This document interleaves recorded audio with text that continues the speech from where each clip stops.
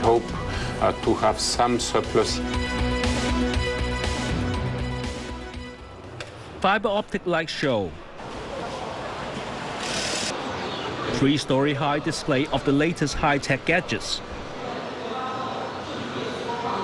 with an elevator inside. From cell phones to PDAs, laptops to wireless broadband equipment, a record number of 600 telecom companies from all over the world are showcasing their latest products and services. We tend to explore a bit more than the simple economic or technological trends in our events. So what we will see is how 3G or 4G plus not only develops in terms of infrastructure, of access, of business models, but also how it changes the way we live, the way we entertain each other, the way we do business. Top telecom executives have also come to exchange views. A hot topic is the emergence of China. Rapidly, China will be a major economical power on earth. Also, from a political point of view, the power or the influence of China on the whole planet, not only in terms of economy, but in terms of policy making, vision setting, will be something that our generation will witness. China's telecom market has been speeding along. From 2000 to 2005, the number of fixed-line telephones on the mainland grew from 150 million to 350 million. Mobile phone numbers from 75 million to 400 million. Still, only 30% of China's 1.3 billion population has a mobile phone, compared with 110% in Hong Kong. Hong Kong's mature telecom market and its proximity to the mainland has made the city the ideal host of ITU Telecom World, which takes place once every 3 years. Hong Kong based its offer on the fact that Hong Kong was the gateway to China, and this was a critical element. The Hong Kong government agreed 3 years ago to sponsor the $64 million rental for the exhibition space at the Asia World Expo, successfully persuading the ITU to host the show outside of Geneva for the first time. Hong Kong estimated the event could bring in $900 million to the Hong Kong economy, mainly in the tourism industry.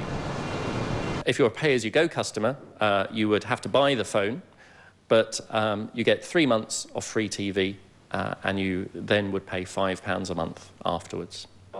Dominic Strobridge from Britain is sharing his experience in mobile phone content services at one of more than 100 warm-up conferences held in Hong Kong in the past 12 months, prior to the ITU Telecom World. He says Hong Kong is the best place for foreign telecom firms looking into doing business in China. There's a lot of companies are based here. You've got the Science Park, where you've got a lot of innovators. And so we found it as a very good place to come, talking to not just the mobile operators, but the broadcasters, content people, and suppliers in the value chain. One of those companies who based its China operation in Hong Kong is AT&T, one of the largest telco in the world. And a great opportunity for a lot of people in this part of the world who perhaps would not have the normal opportunity to travel to Geneva and in Switzerland to see this event, to perhaps see this event for the first time and see state-of-the-art technology on display. Lowe says the ITU conference is also a chance to meet with corporate customers. AT&T's invited over 150 of our global multinational customers to come and to meet with senior AT&T executives, including myself, and to have a look at what AT&T's doing, have a look at our strategy, to have a look at our products and services.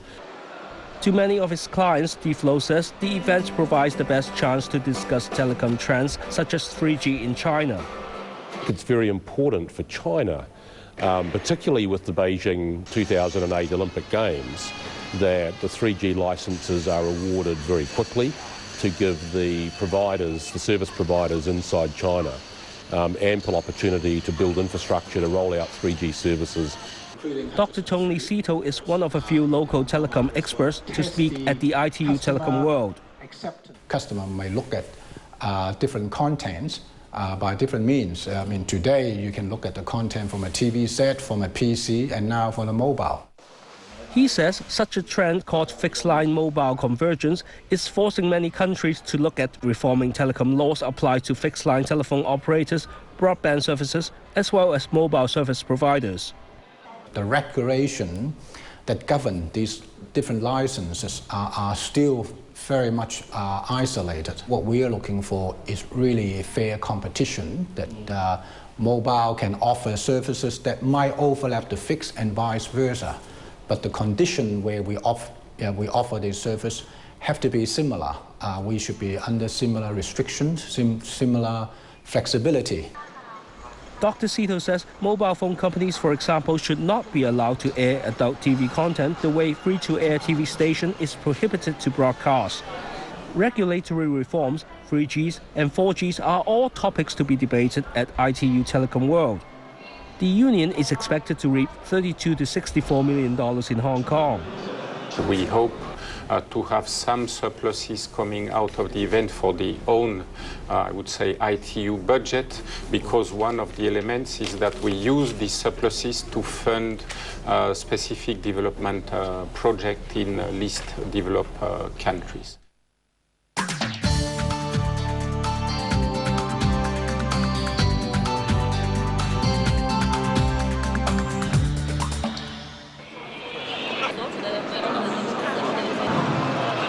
The ITU Telecom World 2006 is not all about the serious topics of mobile content, broadband infrastructure, and business solutions. So Bien and I set out to find more interesting stuff here. Hey Bien, I did a look around and I found this little gadget over here. This pink little thing matches very nicely with my shirt today. It does. What do you think it is? It looks like an MP3 player. I think at the ITU Telecom World here, it may be more than just an MP3 player. Okay. Let's find out what it is. Turn this way. Ah, there you go. It's a mobile phone. It's the smallest mobile phone I've ever seen. This is not just a mobile phone. It comes with a 2-megapixel camera lens right here. So it doubles as a digital camera with 1 gigabyte of flash memory. So it stores up to, 100, 200 high-quality photos. That's good. But you know what, though it's nice and small, it carries nicely around your neck, but I do hope they come with maybe some other color in the future. You know, I do have other shirts in other colors. Exactly. Okay, let's go see something else. Now this looks interesting. Oh, Bien, what do you think it is? At first blush, it looks like a TV video. Pauline, could you please explain what this Yes, is? of course. This is TDMB phone. That's for terrestrial digital mobile broadcasting. So you can take TV program later. Okay, so in that sense, it's a TV set on the go. It's a mobile phone that has a TV receiver picking up all the transmission from a digital broadcasting system. By the end of next year, Hong Kong will make digital broadcast available to everybody. So with this, you can pick up that digital signal on your mobile handset. And best of all, it has a recording function. You'll never miss a program again. So what battery life are we talking about here? The battery life is up to 3 to 4 hours. 3 to 4 hours, that's not too bad. That's not Right, bad. thank you very much, Pauline. You're welcome.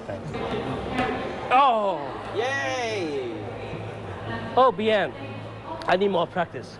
You know what? Forget about all the MP3 function or the movie playback or the MP3 whatever digital camera. All I need is this, a game console on my mobile phone that connects to your LCD display at home, high quality picture, and best of all, it has a Bluetooth wireless connection, so I can play against you or whoever with the same game console or phone on the bus anywhere or in the office. What do you think? Your boss will never suspect this is a game console. Actually, we should keep that to ourselves. Let's play on. When we come back, the fund of funds. Please stay with us. Samsung and Nicole.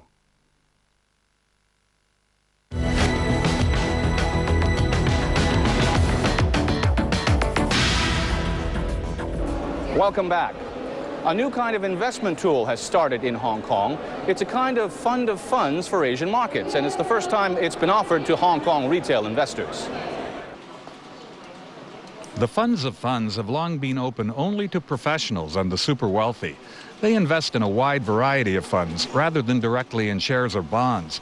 In the case of Asia One, the new fund of funds being offered by JF Asset Management, it will tap into the other funds offered by the company.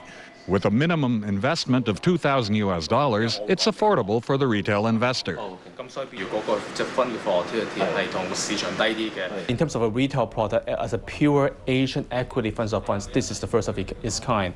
I think one of the reasons why in the marketplace you don't see so much of these products is because a lot of the investment management firms in Hong Kong actually do not have a very big range of Asian funds. They may have 2 or 3, 4 or 5 products, but in our range, even our range of single country products, we have over 20 funds already. There's an initial charge of 3%